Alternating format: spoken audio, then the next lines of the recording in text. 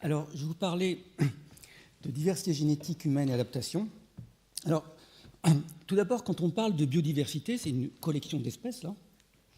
Et ce qui est important de voir, c'est que quand on prend chaque espèce, elle n'est pas monotypique et il y a de la variation. Alors là, les deux exemples un peu célèbres, la phalène du bouleau, quand on la regarde, il y a des morphes différents, et c'est d'ailleurs un exemple de sélection naturelle que Darwin aurait pu éventuellement identifier à son époque.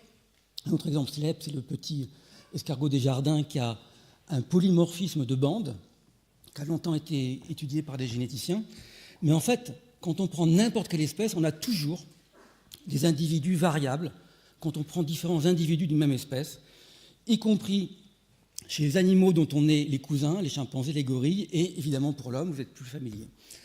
Alors, la question est de savoir, ok, il y a un polymorphisme, mais c'est comment s'organise le polymorphisme dans l'espèce. Alors, on va prendre. Alors, la plupart de ces polymorphismes ont des bases génétiques plus ou moins importantes, et donc, je vais aborder l'aspect un peu génétique pour l'espèce humaine. Alors, le génome humain a été séquencé complètement en 2003, et on a trouvé un génome de 3,4 milliards de paires de bases. Mais évidemment, une fois qu'il y a eu ce génome de séquencé, il y a eu rapidement un projet international pour séquencer 1000 génomes, qui est largement dépassé maintenant, et actuellement, on voit des projets avec des nombres de génomes, donc des nombres d'individus qui vont être complètement séquencés de plus en plus importants, ce qui fait qu'actuellement, on a une bonne idée du polymorphisme, des différences qu'il y a dans le génome entre différents individus. Et si on prend 2 individus au hasard, on va trouver 3 millions de différences de nucléotides entre ces 2 génomes. Alors 3 millions, c'est quantitativement important, mais bon, c'est relativement faible par rapport aux 3,4 milliards, donc c'est 1 millième à peu près, un nucléotide sur 1000 qui pourrait être variable. Alors, vous connaissez tous l'histoire un peu migratoire de Homo sapiens qui est sorti d'Afrique. Les dates peuvent un peu varier, elles n'arrivent pas de reculer. Mais en gros, il est sorti d'Afrique à 150, 200 000 années. Et ensuite, voilà, il est allé un peu partout. Il a colonisé tous les continents. Alors, à partir de cette histoire migratoire, évidemment, ça laisse des traces dans le génome et dans le polymorphisme. Et je vais développer 3 points rapidement à partir de cette histoire. Tout d'abord, le polymorphisme diminue à partir de l'Afrique. En gros, ici, on a la distance depuis l'Afrique de l'Est, et là, c'est le niveau un des niveaux de polymorphisme, et on voit que ça diminue quand on s'éloigne de l'Afrique. C'est dû au fait que, en migrant, le groupe qui allait un peu plus loin, c'était un sous-ensemble de celui qui était arrivé là, et donc c'était un échantillon qui ne représentait pas toute la variabilité, et petit à petit, cette variabilité s'est perdue, ou a diminué, au fur et à mesure des migrations, qui aboutit à une baisse de la diversité quand on s'éloigne du lieu d'origine. Ça, c'est le premier point. Le deuxième point, c'est que quand l'homme est sorti d'Afrique, il a rencontré ici une autre espèce qui était Néandertal, et il y a eu des croisements. Et ces croisements ont laissé des traces dans le génome, puisqu'il y a à peu près 3% du génome humain qui provient de Néandertal, mais uniquement dans les branches qui sont passées par là, par exemple les Européens. Et ainsi, tous les Africains subsahariens n'ont aucune trace de Néandertal. Donc ça, c'est un degré de structuration supplémentaire. Alors évidemment, quand l'homme a continué, il a rencontré une autre espèce, Denisova, et il y a eu encore des croisements, et toute la branche issue de Denisova a en plus des traces, 4 à 6% du génome, qui provient de cette espèce de Denisova. Donc ça, c'est le deuxième niveau de structuration par des rencontres avec d'autres espèces qui ont laissé des traces dans notre génome. Le troisième niveau, c'est que quand l'homme est arrivé dans différents endroits, il y a eu peu de migration ensuite, ce qui fait que la diversité est organisée suivant la distance. Plus on prend des individus éloignés, plus la diversité va être grande. Et par exemple, quand on fait des analyses en composantes principales, des analyses statistiques qui permettent de voir globalement ce qui se passe, vous avez l'axe 1 et l'axe 2, on voit toute cette diversité qui est colorée d'après l'origine des pays, et on voit se dessiner la carte de l'Europe, l'Espagne, la France, l'Angleterre, uniquement d'après la variabilité des gènes. Évidemment, quand on prend une échelle plus grande, on a le même résultat. Donc la diversité génétique dans l'espèce humaine est organisée géographiquement. Donc ça, c'était les 3 points. La conséquence de cette organisation fait que si on prend un génome inconnu, du fait de tout ce que je vous ai dit, on arrive à le replacer à quelques centaines de kilomètres près sur Terre. Donc on peut retrouver l'origine d'un individu juste par l'analyse de la séquence d'ADN, étant donné tout ce qu'on sait maintenant sur la variabilité humaine.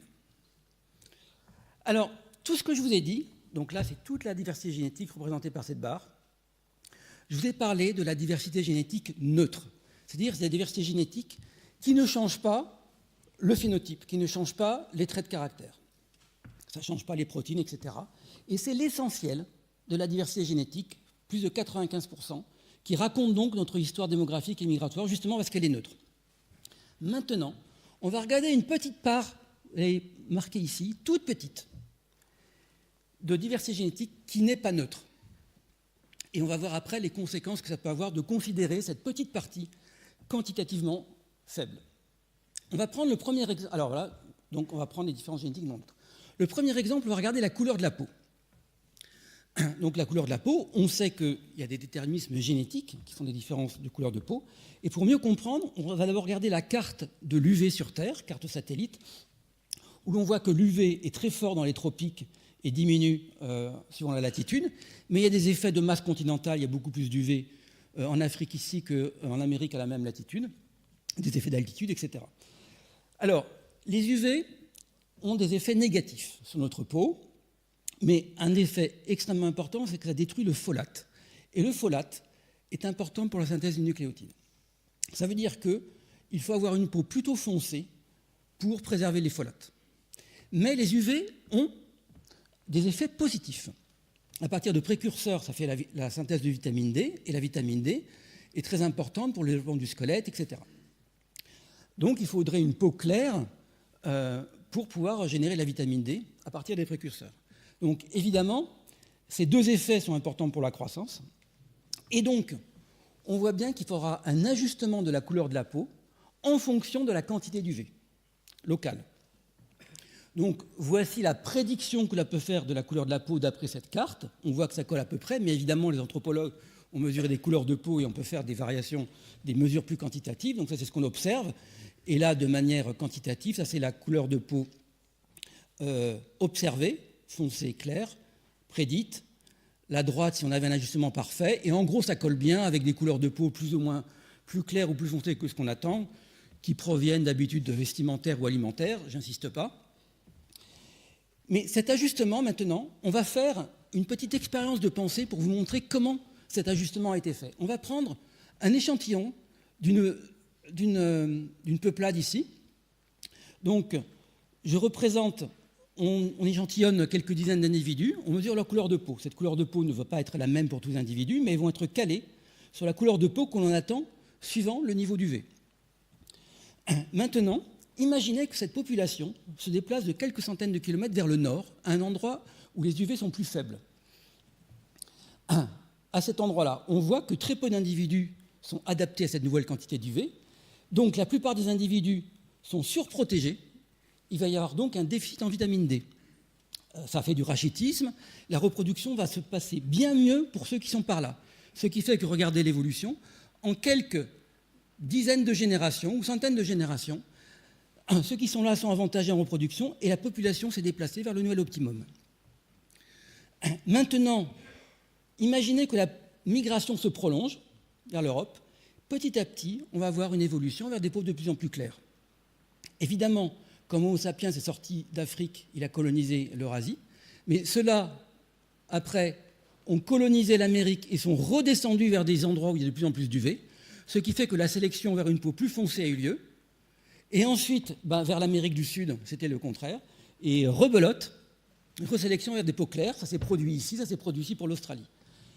Et donc, l'ajustement que l'on observe actuellement est un résultat de va-et-vient entre les migrations vers des régions différentes et une sélection pour avoir une couleur de peau optimale par rapport au niveau d'UV.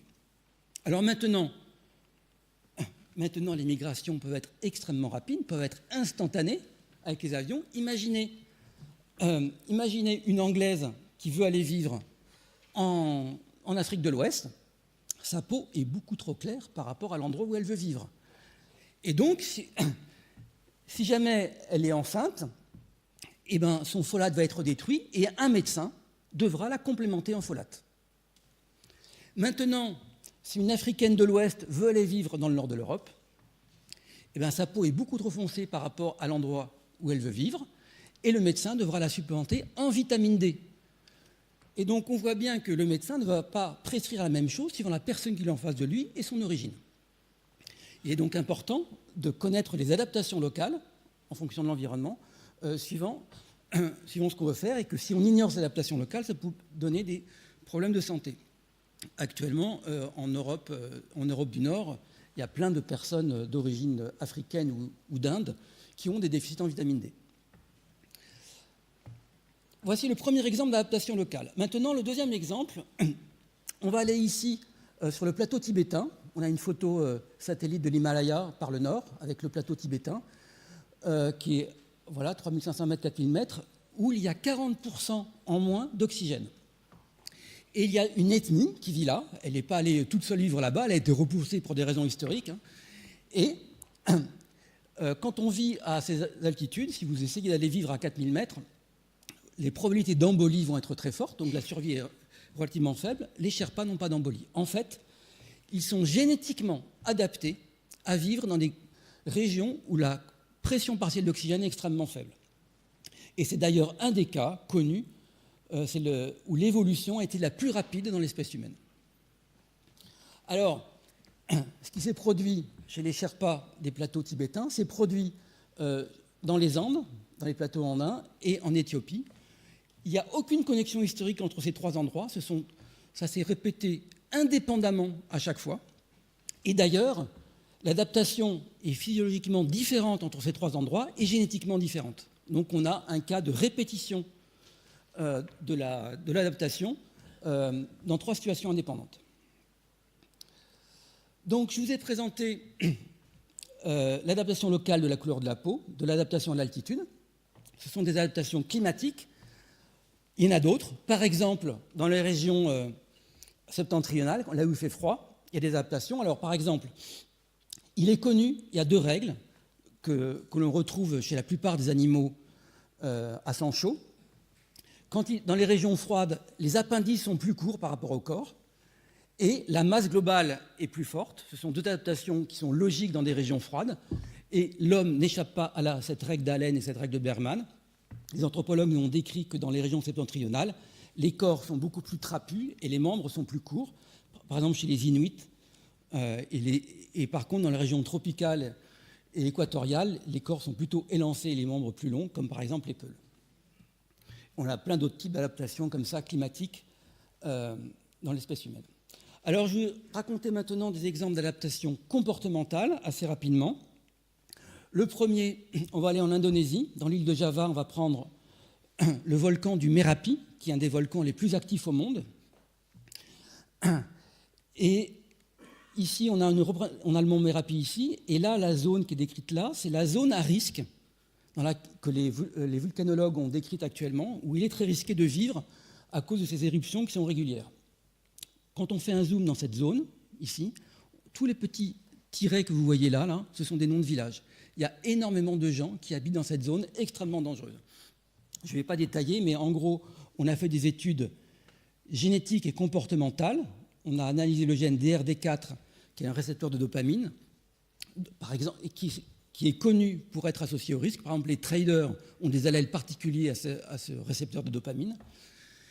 Et on a montré qu'effectivement, les gens qui vivaient là avaient une constitution génétique différente qui expliquait des comportements différents vis-à-vis du risque. Et que donc là, on avait une adaptation locale à un milieu extrêmement risqué. On va rester en Indonésie pour un exemple supplémentaire. Là, je vous parle d'un exemple qui est paru le mois dernier. Il s'agit des Bajo, une ethnie de Sulawesi, qui pratiquent la pêche sous-marine pour se nourrir depuis des milliers d'années. Ils peuvent rester jusqu'à 13 minutes sous l'eau. Et ils passent 6 à 7 heures en moyenne sous l'eau pour repêcher. En fait, leur rate a un volume augmenté de 50%. Voilà la rate représentée chez un agriculteur et là chez un Bajo, 50%. Et la rate est un organe où il y a des réserves d'oxygène. Donc en situation d'hypoxie, la rate peut permettre de fournir de l'oxygène. D'ailleurs, les mammifères marins ont des rates très importantes puisqu'ils sont exactement dans la même situation. Et en fait, il a été montré que c'est une adaptation génétique. Elle est absente chez les ethnies proches sans pêche sous-marine. Et parmi les bajots qui ne pêchent pas, ils ont aussi cette rate plus élevée. Ce n'est pas le fait de pêcher qui augmente la rate. Et donc, c'est un exemple d'adaptation physiologique et génétique à un certain type de comportement. Donc, comportement à un mode de vie de plongée sous-marine. Donc, voilà pour les adaptations d'ordre comportemental. Alors, je ne vais pas détailler les adaptations locales aux parasites. On a toute une série de gènes de résistance à des parasites qui sont circonscrits à la répartition du parasite, ici pour la malaria avec l'anémie falciforme.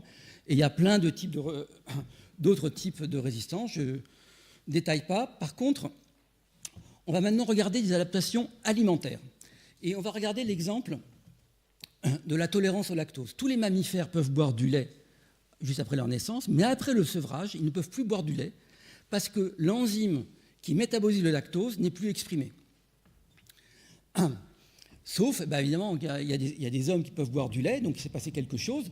On sait que Cro-Magnon, notre ancêtre prénéolithique, était intolérant au lactose. On connaît la mutation près du gène du lactose qui permet à cette lactose d'être toujours exprimée après le sevrage. Cro-Magnon était intolérant, mais Cro-Magnon était celui qui peignait des aurochs. L'auroch est l'espèce à partir de laquelle on a domestiqué la vache, et en particulier des races de vaches pour en retirer le lait et pour le boire. Alors, je vais vous montrer maintenant l'analyse génétique, le résultat de l'analyse génétique sur l'homme du polymorphisme autour de cette mutation. Et voici le meilleur scénario que l'on peut reconstituer. Cette mutation serait apparue il y a 7500 ans dans cette région-là.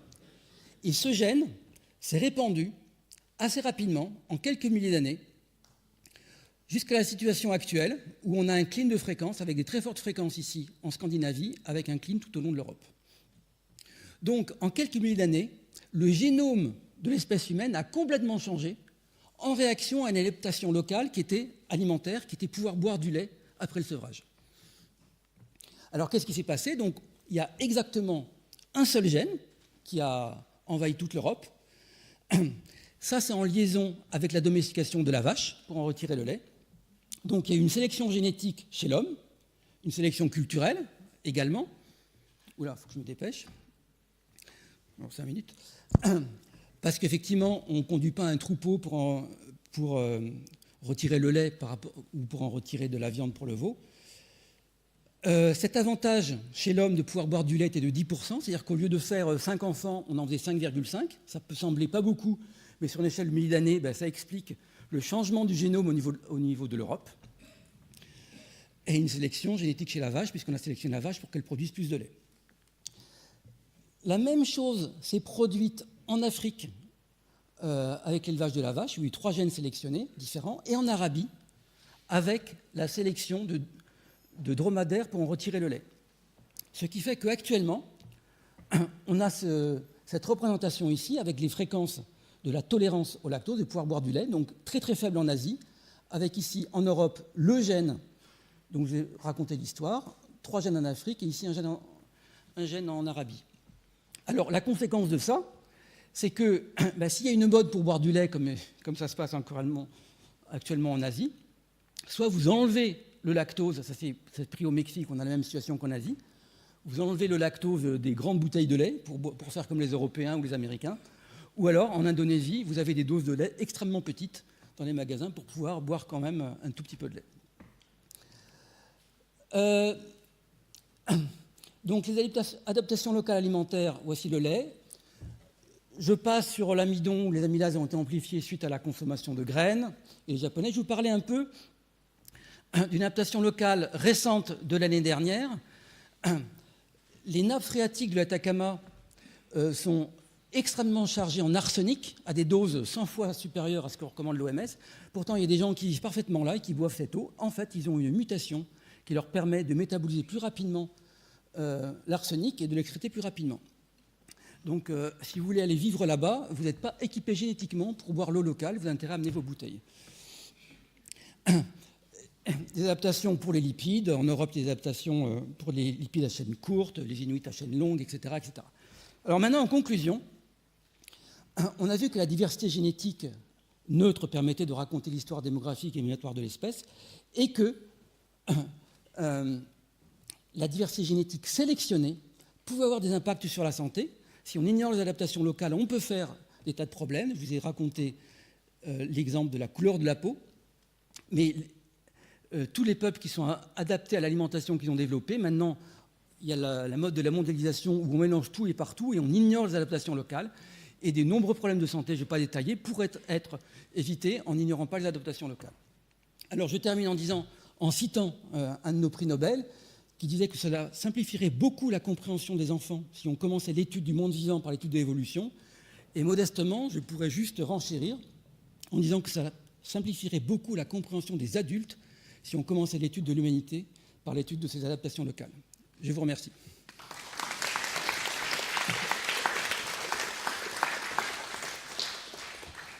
Merci beaucoup. On va passer aux questions. Alors, Pierre Corvol, Édouard Brézin et Denis Jérôme. Oui, merci beaucoup.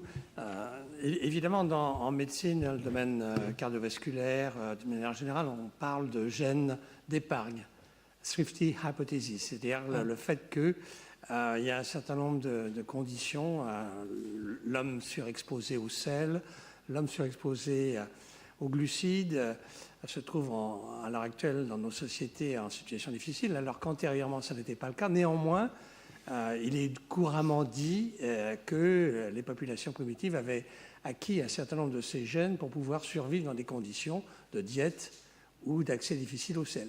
Vous n'en avez pas parlé et je voudrais bien avoir votre avis là-dessus parce que c'est controversé quand même en partie dans le corps médical qui s'intéresse à la génétique.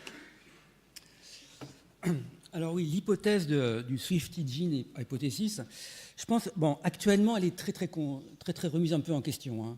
Hein. Comme quoi, par exemple, ceux qui ont été envoyés en Amérique, c'était les pauvres qui subissaient, et que donc, du coup, maintenant, avec une alimentation abondante, eh ben, ils engraissent, etc. Bon, ce qu'il faut bien voir, c'est qu'actuellement, on est dans la 3e grande transition alimentaire. Donc là, d'abord, il y a eu le feu qui a permis de manger des aliments cuits. Ensuite, il y a eu le néolithique qui a complètement changé l'alimentation, mais ça fait 10 000 ans. Donc on peut dire qu'on est assez adapté à ce changement alimentaire. Et le dernier changement alimentaire, qui date d'il y a 2 générations, de l'après-guerre, qui a complètement bouleversé notre alimentation, on n'y est pas du tout. Il faudra quelques centaines de générations avant qu'on y soit adapté. Donc on observe des tas de choses un peu bizarres. On observe de l'obésité, on observe des maladies cardiovasculaires, etc., qui ne peuvent pas s'interpréter de manière adaptative. Parce qu'on a changé quelque chose et on observe une maladaptation. On peut dire qu'on n'est pas adapté à notre alimentation actuelle du fait de tous les problèmes de santé que l'on voit. Alors, est-ce que ça touche que certaines parties de la population, comme le voulait la sortie gene hypothesis? Les dernières choses que j'ai vues, ça critiquait un peu ça et qu'en fait, on pourrait expliquer pas mal de choses. On peut faire l'économie de cette hypothèse qui n'a jamais été vraiment prouvée. Voilà. Après, on peut expliquer plus en détail. Mais Édouard Brézin. Oui, vous nous avez exposé l'adaptation à l'hypo-oxygénation des populations qui vivent à haute altitude. Mais elles sont aussi exposées à une hyperirradiation par rayon cosmique. Oui. Est-ce qu'il y a une adaptation des mécanismes réparateurs de l'ADN? Alors, je n'ai jamais rien vu de tel à ce sujet. C'est une bonne question. Mais on sait qu'il y a eu plein d'autres adaptations. Par exemple, ils ont amené des chiens, et les chiens sont aussi adaptés au manque d'oxygène. Donc, il y a sûrement plein de choses qui se sont répétées par tout ce qu'ils ont amené, et il n'y a sûrement pas que l'adaptation, effectivement, à l'hypoxie, puisque, comme vous le dites, il y a des radiations plus importantes. Il est possible qu'il y ait eu aussi des adaptations à ce genre de choses. Ouais, mais Denis Jérôme, juste derrière vous. Oui, on sait, avec les nombreuses expéditions himalayennes, que l'homme a besoin de quelques semaines pour s'adapter au-dessus de 4000. Est-ce qu'on a fait une relation avec le volume de la rate dans ces cas? Alors, c'est vrai qu'il y a une réaction plastique, mais cette réaction plastique, en général, elle augmente le nombre de globules rouges et la densité, ce qui peut créer des problèmes d'embolie. C'est justement cette réaction plastique qui après pose des problèmes, que n'ont pas du tout les trois peuples. Je crois que dans les Andes, il y a plus de globules rouges, mais ça ne crée pas d'embolie pour un mécanisme qui n'est pas encore élucidé.